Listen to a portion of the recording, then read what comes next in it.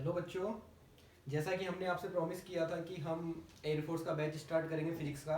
और आज हम आपके लिए एयरफोर्स का फर्स्ट चैप्टर जो फिजिक्स का है वो मैं आपके लिए लेके आया हूँ। और उसका नाम है चैप्टर का projectile motion. Projectile motion projectile motion को हिंदी में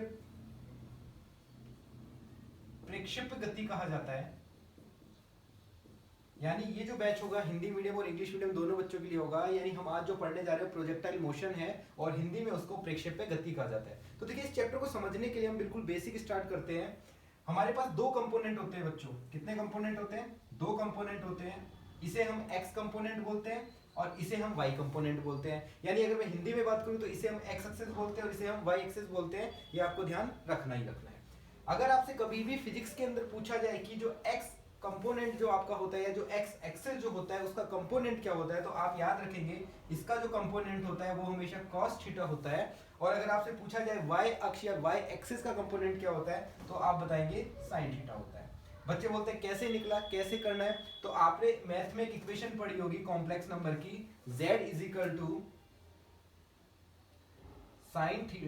cos theta plus iota sin theta. जो ये आयोटा होता था, जो आपको आयोटा दिख रहा है, ये एक इमेजिनरी नंबर यानी एक काल्पनिक नंबर को शो कर रहा है। इसीलिए जो साइन थीटा जो होता है वो हमेशा एक काल्पनिक डिजिट को शो करेगा और कोस थीटा जो होता है वो एक रियल डिजिट को शो करता है। और फिजिक्स में जब हम इस चीज को पढ़ते हैं तो ये जो आपका एक्स एक्सिस है ये हमेशा एक रियल प्लेन होगा। कैसा प्लेन होगा? रियल प्लेन होगा। और अगर मैं वाई एक्सिस की बात करूंगा तो ये आपका हमेशा एक इमेजिनरी प्लेन होगा। जो भी काम रियल होते हैं फिजिक्स में उनका जो एंगल निकाला जाता है वो हमेशा कोस थीटा के अंदर निकाला जाता है। और जो भी एंगल आपका साइन थीटा में होगा उसके अंदर हमेशा आपका जो भी काम होगा या जो भी वैल्यू होगी वो कैसी वैल्यू होगी बच्चों? इमेजिनरी वैल्यू होगी। इतनी बात आपको समझ में आ गई होगी। देखिए, आपसे क्वेश्चन पूछा जा सकता है एग्जाम में एयरफोर्स के में कि बताइए एक्स एक्सिस का कंपोनेंट।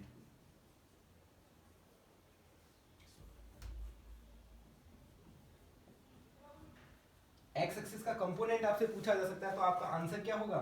cos theta. क्या होगा? cos थीटा होगा। और अगर आपसे पूछ लिया जाए y एक्सिस का कंपोनेंट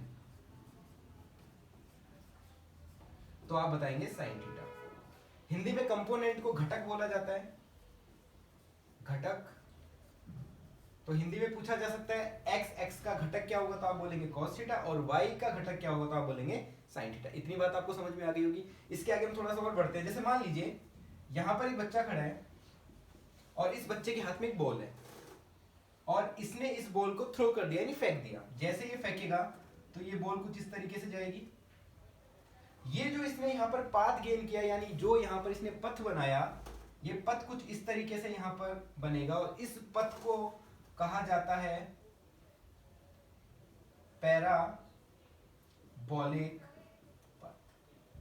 ठीक है, आप कह सकते हैं ये कौन सा पाथ होगा आपका? पैराबोलिक पाथ, यानी हिंदी में बोला जाता है परवलय पाथ। ठीक है, आपको इतना ध्यान रखना ही रखना है। इसके बाद अगर मैं आपसे पूछता हूं जहां से ये बॉल आपने फेंकी है, गेंद आपने फेंकी है, ये जब यहां से जाएगी तो हर एक पॉइंट पर एंगल बनाती हुई जाएगी।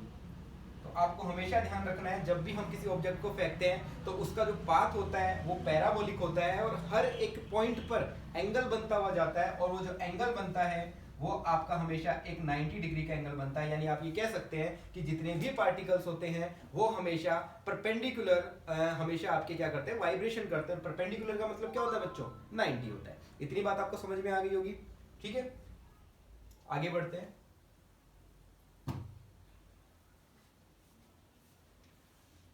इसके आगे हम जाते हैं तो प्रोजेक्टाइल इक्वेशन। कई बार एग्जाम में प्रोजेक्टाइल इक्वेशन पूछ ली जाती है और प्रोजेक्टाइल इक्वेशन है आपकी y is equal to x tan theta minus g upon 2u square cos square theta, bracket में रखेंगे आप और बाहर आएगा एक्स स्क्वायर। देखिए, 11th क्लास का टॉपिक है, डेरिवेशन से ये निकलता है और हम कर रहे हैं एयरफोर्स की तैयारी तो हमें डेरिवेशन तो करनी नहीं है, हम डायरेक्ट रिजल्ट पे बात करेंगे। तो आपसे पूछा जा सकता है प्रोजेक्टाइल इक्वेशन की इक्वेशन क्या है, तो आप बता सकते हैं y is equal to x tan theta minus g upon 2u square cos square theta और ब्रैकेट एक्स स्क्वायर आप यहाँ पर इसको बोलेंगे। अगर आपसे पाथ पूछा जाएगा तो पाथ क्या बताएंगे आप? पैराबोलिक इसका पाथ होता है। ठीक है बच्चों, चलो आगे चलते हैं।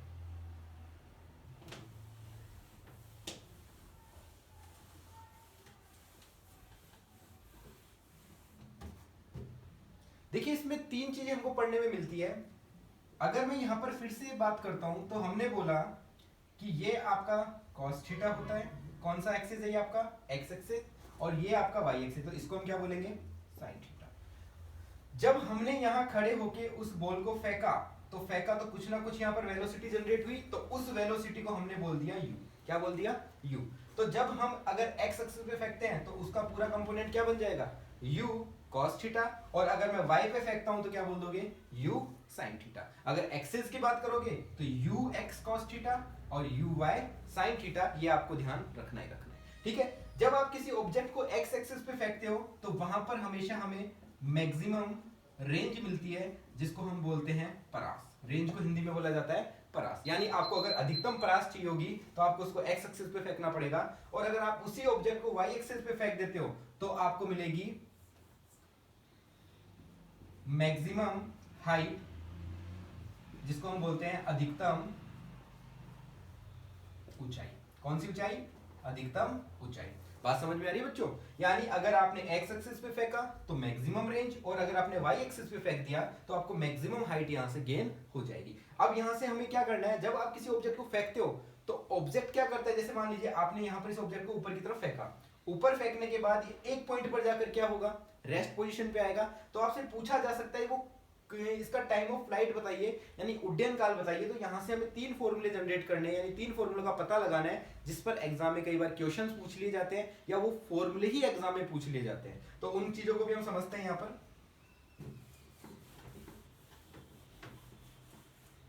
देखो बच्चों, तीन चीज होती है हमारे पास, एक होता है h, एक होता है r, और एक हमारे पास होता है t। जो h है आपके पास, वो आपके पास हाइट है यानी ऊंचाई। जो r होगी वो आपके पास रेंज होगी यानी परास होगी, और जो t है वो आपका यहां पर होगा टाइम ऑफ फ्लाइट, यानी इसको हिंदी में बोला जाता है उड्डयन काल।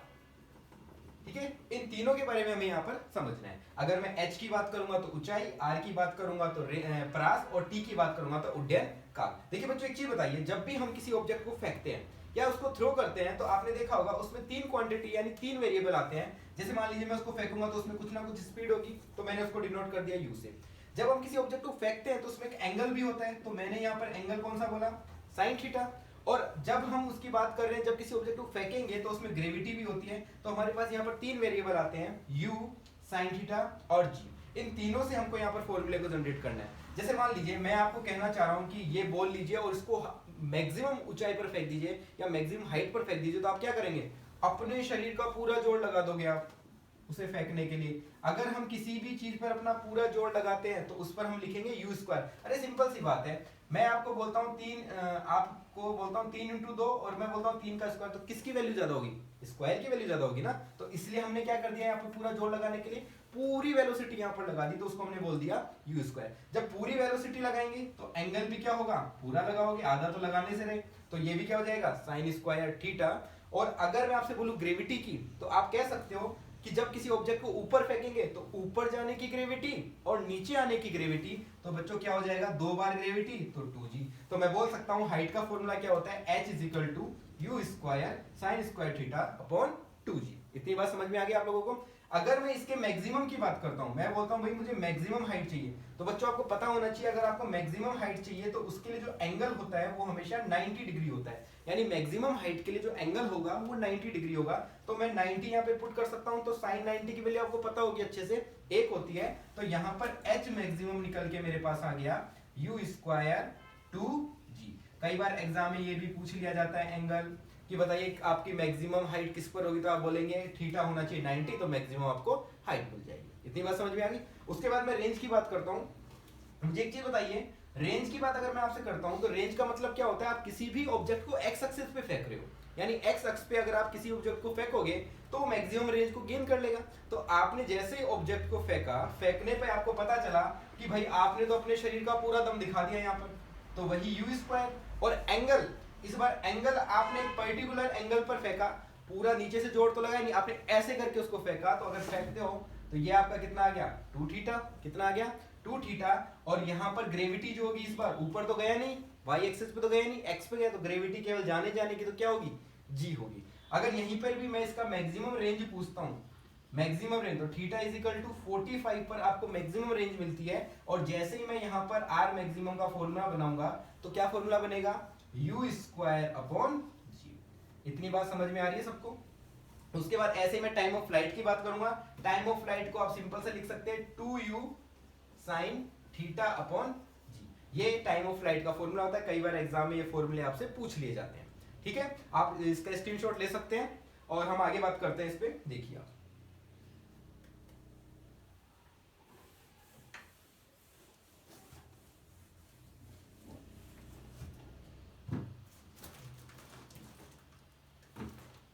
देखिए नेक्स्ट,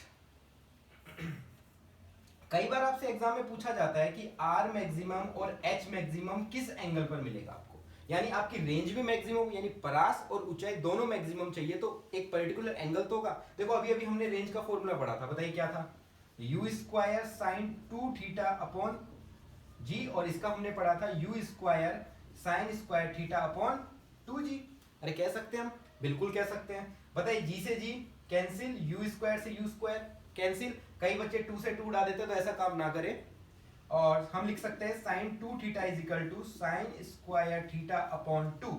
हमने साइन 2 थीटा का फॉर्मूला पढ़ा है 2 sine theta cos theta is equal to sine square theta upon 2। हाँ जी, एक साइन से एक साइन अब आप काट सकते हैं, तो मैं इस 2 को अगर यहां भेजता हूं तो क्या बच गया बच्चों 4 cos theta is equal to sine theta. और इस cos को जैसे मैं साइन के नीचे भेजूंगा तो क्या बनेगा 4 sine theta upon cos theta. तो मैंने पढ़ा है कि साइन थीटा और cos थीटा tan थीटा के इक्वल होता है, तो मैं कह सकता हूं tan theta is equal to 4 और theta is equal to tan inverse 4। यानी आप कह सकते हैं कि वो जो एंगल जिस पर रेंज और हाइट आपकी मैक्सिमम होगी तो वो इक्वल एंगल कौन सा है tan इनवर्स 4। और इसकी वैल्यू जो एग्जैक्ट वैल्यू होती है वो होती है 76 डिग्री। अप्रोक्सीमेट में हमने वैल्यू ली है, कई बार एग्जाम में ये भी पूछ ली जाती है, तो आपको ये दोनों चीज ध्यान रखनी है कि भाई tan 46 डिग्री है जिस पर आपकी ये वैल्यू क्या होगी एग्जैक्ट होगी। कई बार एग्जाम में पूछ लिया जाता है, याद रखेंगे आप, जो कॉम्प्लीमेंट्री जो एंगल होते हैं वो हमेशा इक्वल होते हैं। कॉम्प्लीमेंट्री एंगल को आप हमेशा याद रखेंगे, हिंदी में बोला जाता है शायद संपूरक कोण बोला जाता है, नहीं संपूरक नहीं होता, पूरक कोण बोला जाता है शायद। तो वो दोनों एंगल हमेशा बराबर होंगे। ठीक है, आप ये हमेशा ध्यान रखेंगे कि सप्लीमेंट्री जो एंगल वो कॉम्प्लीमेंट्री जो एंगल होंगे वो हमेशा क्या होंगे आपके बराबर होंगे। ठीक है, ये आप ध्यान रखेंगे। थोड़ा और आगे चलते, कुछ और बातें और बता देते हैं आपको।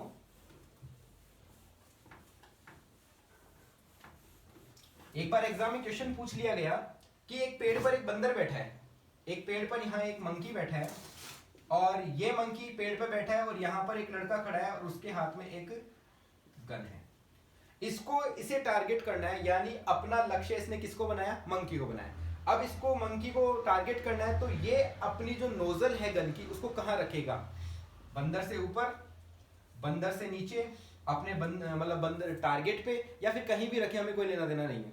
तो आपको हमेशा ध्यान रखना है, हमने पढ़ा है कि किसी भी ऑब्जेक्ट को जब आप फेंकते हैं तो वो क्या बनाता है बच्चों, प्रोजेक्टाइल मोशन बनाता है। और जो प्रोजेक्टाइल मोशन बनाएगा उसका टारगेट, अरे एक चीज बताइए, अगर ये नोजल मंकी से ऊपर होगी तो प्रोजेक्टाइल मोशन बनेगा और हमारा टारगेट कौन बनेगा, मंकी बनेगा। तो आपको हमेशा ध्यान रखना है टारगेट से हमेशा थोड़ी ऊपर आपको नोजल रखनी है, या नोजल आपकी अगर ऊपर रहेगी टारगेट से तो आपका जो टारगेट होगा वो फिक्स हो जाएगा, यानी वहीं पर जाके आपकी जो गोली होगी वो जाके लगेगी। तो आपको ये चीज हमेशा ध्यान रखनी है। इसमें एक चीज और ध्यान रखनी है, जब भी आप किसी चीज को हॉरिजॉन्टल फेंकते हो और वर्टिकल फेंक रहे हो, यानी एक ऑब्जेक्ट को आपने हॉरिजॉन्टल यानी हॉरिजॉन्टल मतलब क्षैतिज में फेंका और एक को आपने वर्टिकल यानी ऊर्ध्वाधर में फेंका, तो याद रखना दोनों ऑब्जेक्ट एक साथ एक ही पॉइंट पर जाकर मीट करेंगे। ये भी कई बार एग्जाम में पूछ लिया जाता है। ठीक है, तो इस चैप्टर से जितने क्वेश्चंस बनने वाले थे एयरफोर्स में वो मैंने आपसे डिस्कस कर लिए, इससे ज्यादा आपको इसमें नहीं पढ़ना है। प्रोजेक्टाइल के क्वेश्चंस आपके यहां से हो जाएंगे, आप कीजिए। और कोई होंगे तो हम दूसरे वीडियो में आपसे उससे रिलेटेड बात करते हैं। कुछ क्वेश्चंस होंगे जो आपको अच्छे क्वेश्चंस होंगे उनको हम आपको बताएंगे। तो नेक्स्ट वीडियो में मिलते हैं हम आपसे। कितनी देर